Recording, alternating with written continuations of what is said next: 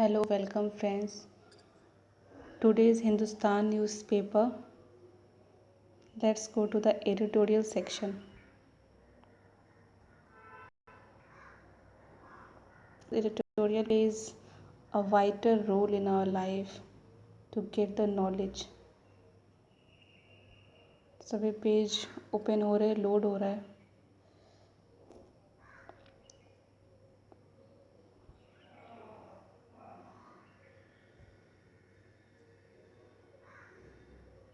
अभी तक नहीं आया है. Where it is here. Today we are going to read this. Corona से जंग में राह दिखाता केरल.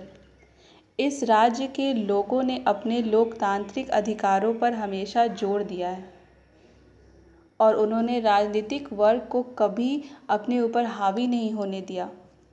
कोविड-19 के विरुद्ध लड़ाई में भारतीय राज्य पहली कतार में है और प्रदेशों के मुख्यमंत्री खुद आगे बढ़कर इस संघर्ष का नेतृत्व कर रहे हैं. लेकिन सबकी कामयाबी एक समान नहीं है.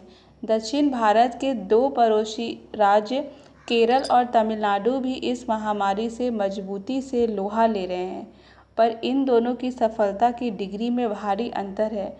सूबे में कोरोना के पहले मामले के सामने आने के 100वें दिन केरल जब यह ऐलान कर रहा था कि उसने वायरस संक्रमण के प्रसार पर नियंत्रित पा लिया है, तो ठीक उसी समय तमिलनाडु देश में एक दिन के सर्वाधिक संक्रमण का रिकॉर्ड दर्ज कर रहा था. ऐसा क्यों है कि लगभग समान सामाजिक आर्थिक पृष्ठभूमि वाले इन दोनों प्रदेशों में से एक महामारी को नियंत्रित करने में सबसे आगे, जबकि दूसरा काफ़ी पिछड़ता दिख रहा था. दोनों के पास सार्वजनिक स्वास्थ्य सेवा का मजबूत ज़मीनी ढांचा मौजूद है. दोनों ने प्राथमिक स्वास्थ्य केंद्रों में काफ़ी निवेश किया है. दोनों ही प्रांतों के पास काफ़ी प्रतिबंध व अनुभवी मेडिकल स्टाफ है और दोनों स्वास्थ्य सेवा के मद में पर्याप्त आवंटन भी कर रहे हैं. लेकिन दोनों में कुछ असमानताएं भी हैं. केरल की साक्षरता दर जहां 94% है, वहीं तमिलनाडु इस मामले में उससे 14% पीछे है. केरल में स्त्री पुरुष अनुपात स्त्रियों के पक्ष में झुका है, जबकि तमिलनाडु में पुरुषों की तरफ. केरल में प्रति 1000 पुरुष पर स्त्रियों की संख्या 1084 है, जबकि तमिलनाडु में यह 995 है. केरल में 54.5% हिंदू हैं, जबकि मुस्लिम व ईसाई धर्मावलंबियों की संख्या लगभग बराबर है. वहीं तमिलनाडु में 87% आबादी हिंदू है. साफ है, उच्च साक्षरता दर वायरस से जंग में काफ़ी सहायक साबित हुई है. कोरोना महामारी औरतों के मुकाबले मर्दों को अधिक संक्रमित करती दिख रही है, क्योंकि महिलाएं बेहतर सामाजिक आचरण की आदी होती हैं. फिर धार्मिक आबादी के मिले जुले रूप के कारण भी केरल को सामाजिक विभेद को संभालने में मदद मिल रही है.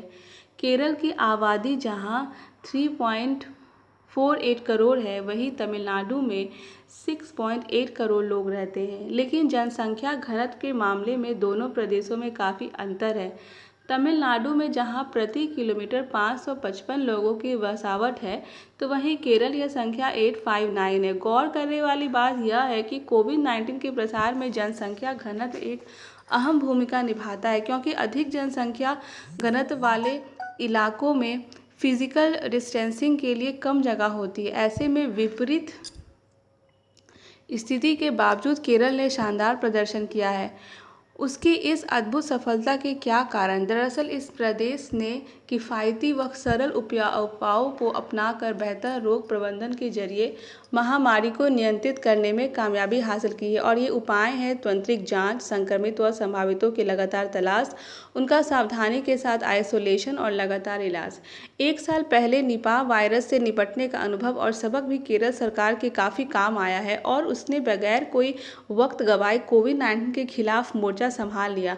देश भर में लॉकडाउन तो 24 मार्च को घोषित किया गया था, लेकिन केरल ने फरवरी में ही कई जिलों में इसे लागू कर दिया था. शुरुआती दिनों में देश के कुल संक्रमित मरीजों की 5वां हिस्सा अकेले केरल से था, लेकिन बीते 8 मार्च तक वहां 505 लोग इससे संक्रमित पाए गए थे, जिनमें से 485 तो ठीक होकर अपने घर भी लौट चुके थे. 4 रोगियों की मौत हुई है. केरल के उलट तमिलनाडु ने इसी अवधि में 6,535 लोग वायरस से संक्रमित हुए, जिनमें से 1,824 को अस्पतालों से छुट्टी मिली, जबकि 44 लोगों की जान गंवानी पड़ी। फिर मई के पहले हफ्ते में तमिलनाडु में लगभग रोज ही 500 नए मरीज बढ़ते पाए गए। आखिर ऐसा कैसे हुआ? क्योंकि इसने भी तो शुरुआत में अच्छा प्रदर्शन किया था। तमिलनाडु ने में संक्रमण के आरंभिक तमाम मामले तबलीगी जमात से जुड़े थे, लिहाजा दिल्ली से लौटे इसके प्रतिनिधियों की पहचान और जांच आसानी से हो गई और पुष्ट मामलों में आइसोलेशन व इलाज का काम भी सरलता से निपट गया। इस कामयाबी से प्रेरित मुख्यमंत्री ने राज्य के जल्द ही शून्य मामले वाला प्रदेश बनने का ऐलान कर दिया, लेकिन मुख्यमंत्री की नाक के नीचे राजधानी में हालात बदतर होते गए। राज्य के कई जिले जब ग्रीन जोन में तब्दील हो रहे थे, तब चेन्नई के बीचों बीच का इलाका हॉट स्पॉट बनकर उभर आया। यह महानगर का सब्जी व मीट मछली का थोक बाजार वाला इलाका है। राज्य सरकार फिजिकल डिस्टेंसिंग का लगातार प्रचार करती रही है, पर इस बाजार की उसने सख्त निगरानी नहीं की, इसलिए संक्रमितों में एक बड़ी संख्या इस बाजार में आने वालों की है। चूँकि यह थोक बाजार है, यहाँ आने वाले भिन्न इलाकों में वायरस ले गए। बहरहाल, प्रभावशाली प्रबंधन के अलावा केरल अपनी जन्मजात शक्तियों के कारण भी भाग्यशाली साबित हुआ। यहाँ तक कि 1911 में भी, जब इसके इलाके कोचीन और त्रावणकोर रजवाड़ों द्वारा शासित थे, यहाँ का स्वास्थ्य ढांचा काफ़ी अच्छा था और फिर केरल में विकेंद्रित पंचायती राज व्यवस्था भी काफ़ी अच्छी तरह से लागू है। यही कारण है कि जो लोग आइसोलेशन व क्वारंटाइन में थे, उनके घर तक प्रशासन ने तमाम ज़रूरी चीज़ें मुहैया कराई। केरल की नई चुनौती विदेश में रह रहे इसके नागरिक हैं। लगभग 8% केरलवासी बाहरी मुल्कों में रहते हैं और वे प्रदेश की अर्थव्यवस्था के मजबूत स्तंभ रहे हैं। अब खाड़ी के देशों में काम करने वाले राज्य के काफ़ी सारे लोगों की सरकारी की नौकरी जाने का अंदेशा है। वहाँ से पहला जत्था भी आ चुका है, जिनमें से 2 को पिछले हफ्ते कोरोना पॉजिटिव पाया गया था। ऐसे में राज्य ने अपने 50,000 प्रवासियों के लिए व्यवस्था कर ली है। लेकिन केरल की इस कामयाबी का सबसे बड़ा कारण यह है कि चौकस मतदाता हैं। इस सूबे के नागरिकों ने हमेशा अपने लोकतांत्रिक अधिकारों पर जोर दिया है। उन्होंने राजनीतिक वर्ग को कभी अपने ऊपर हावी नहीं होने दिया। इससे वहाँ पर एक परिपक्व लोकतांत्रिक वजूद में आया। इसलिए सरकार की तीखी आलोचना के बावजूद संकट के समय सरकार और विपक्ष एकजुट चेहरा पेश करते हैं।